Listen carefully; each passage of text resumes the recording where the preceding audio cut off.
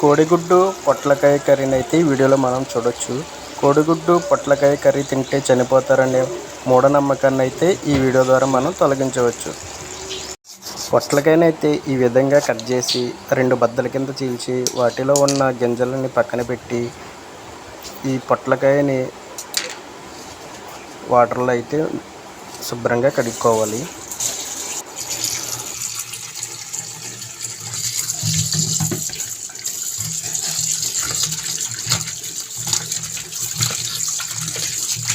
కడిగి పక్కన పెట్టిన పొట్లకాయ ముక్కలను అయితే నీట్గా కట్ చేసుకుందాం మీడియం సైజులో.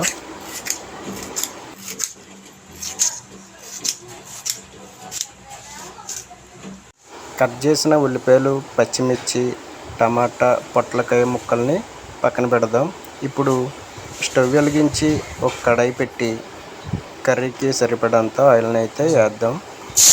ఆయిల్ హీట్ అయిన తర్వాత ఉల్లిపాయలు, పచ్చిమిర్చి, టమాటాని అయితే బ్రౌన్ కలర్ వచ్చేంత వరకు వేయించుకోవాలి.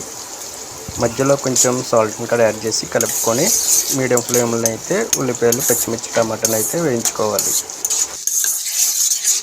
మూత తీసి చూద్దాం. ఉల్లిపాయలు అయితే బాగా ఫ్రై అయినాయి. ఇప్పుడు కట్ చేసిన పొట్లకాయ ముక్కలను అయితే ఇందులో యాడ్ చేద్దాం. వీటన్నిటిని బాగా కలుపుకొని మరి కొద్దిసేపు అయితే వీటిని మనం ఉడకబెట్టుకోవాలి.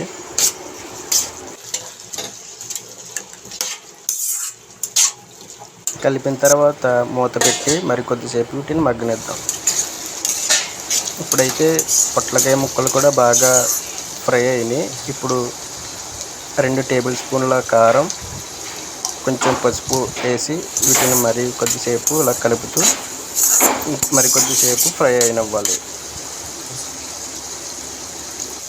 పొట్లకాయ ముక్కలు బాగా ఉడికినాయి. ఇప్పుడు ఇందులో ముందుగానే ఉడకబెట్టిన కోడిగుడ్లు అనేటివి వేసి మరి కొద్దిసేపు వాటర్ ఇంకేంత వరకు వీటిని ఉడకబెట్టుకోవాలి.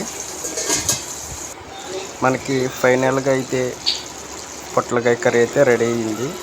ఈ కాంబినేషన్లో కర్రీ తినండి, చాలా బాగుంటుంది. అలాగే వీడియో లాస్ట్ వరకు చూసిన వాళ్ళు లైక్ చేసి సబ్స్క్రైబ్ చేసి షేర్ చేయండి. Thank you.